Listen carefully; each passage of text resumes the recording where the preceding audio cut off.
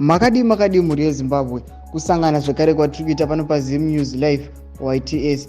Pano patinokupakurai mutakunanzva wenhau dziri kupisa latest news dziri kuitika munyika yedu munyika yeZimbabwe pakaipa mhuri yeZimbabwe.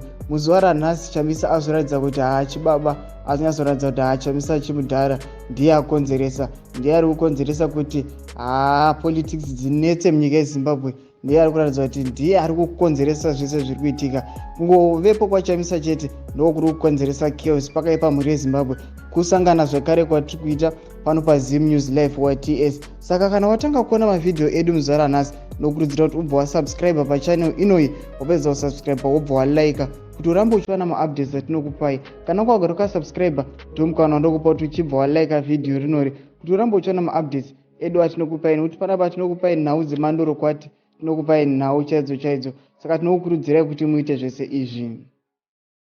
Muzuva ranhasi zvachizonyatsokubuda pachena manje kuti Chamisa ndiye akabata Zimbabwe, Chamisa ndiye akabata vanhu vese. Zvachizoburitswa pachena manje. Rega tione post yapostewa panapa iri kuti hanzi without Nelson Chamisa all those mercenaries are nothing, no political capital. They know it. That's why they are refusing to let go of Nero's face or to form own political parties. Imagine pakaipa mhuri yeZimbabwe. Izvi zvanyatsokuratidza kuti Chamisa ndiye ane chimuti. Chamisa ndokuti vanhu, Chamisa ndokuti the voice of the people, Chamisa ndokuti politics dzemuZimbabwe. Apa zvachizonyatsokuratidza kuti kunyange vanhu veZanu PF vaitoshandisa face yaChamisa kuti vagoattracta vanhu. Zvino pakaipa mhuri yeZimbabwe zvachizobuda pachena manje kuti Chamisa ndiye ane chaunga chese, ndiye ane vanhu vese pakaipa mhuri yeZimbabwe.